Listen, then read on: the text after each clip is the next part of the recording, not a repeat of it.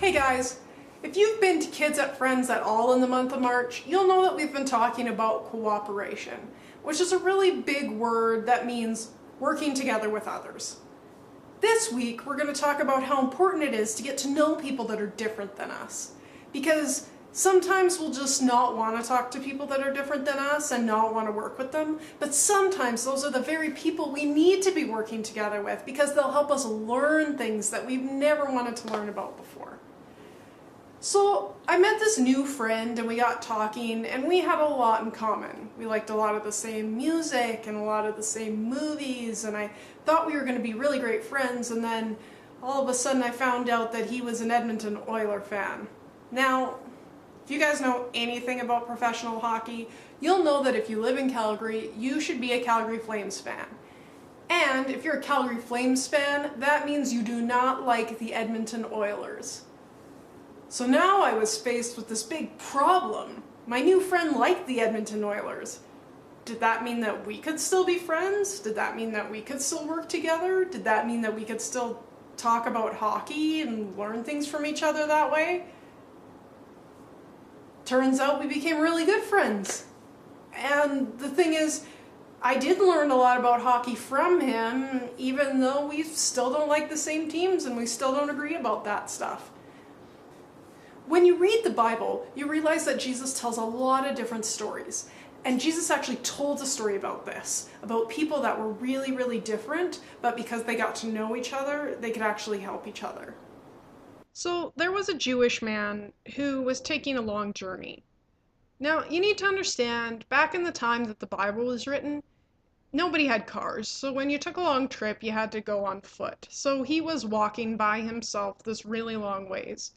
And what happened is that these guys came out of nowhere, they beat him up, took all of his stuff, and left him on the side of the road. And he was in really bad shape. Like, the Bible says that he was nearly dying. So what happened is another Jewish guy came along and saw that he was there and needed help, but he just walked past him and ignored him. And then another Jewish guy came along and saw him again and did the same thing. He just looked at him and didn't help him. And then a third guy came along, but this guy wasn't Jewish. He was a Samaritan.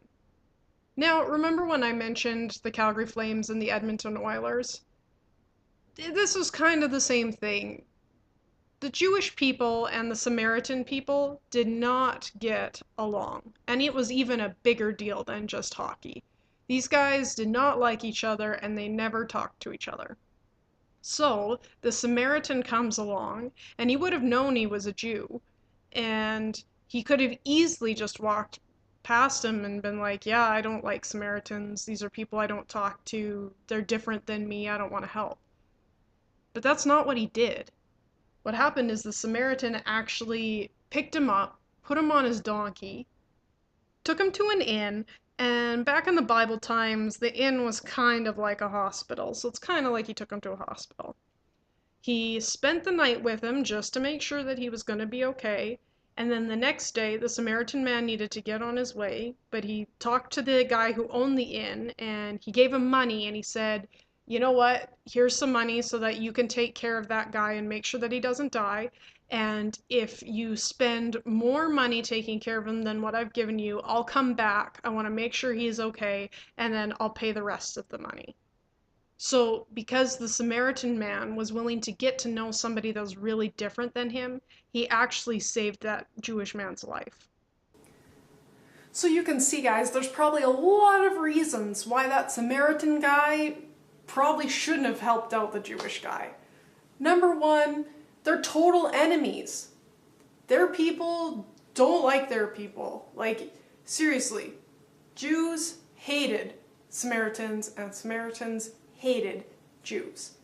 But even though they were so different, he still decided to stop. And he still went, you know what, even though this guy is different than me, I want to help him and I want to work with him so that he doesn't die.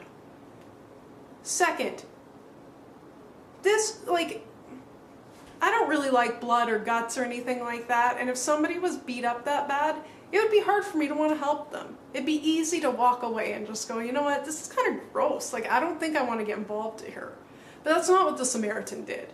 He went, you know what, this guy really needs help, and even though this is gross, I'm going to help him. And the other thing is, too, we don't know, did he know where that inn was? Did he know what he was going to do? I bet he probably didn't. I think he just went, you know what, even though this guy's different than me, he needs my help, so I'm going to do that. So he just picked him up, threw him on his donkey, and went, you know what, I'm going to do whatever I can to help this guy, whether we're different or not. And that's what cooperation is all about, guys. That even though people might be different than us, or we might think that we don't like them, or we have these big differences, shouldn't matter. The point is to work together, to get to know each other, and to help each other when we need it. Till next week.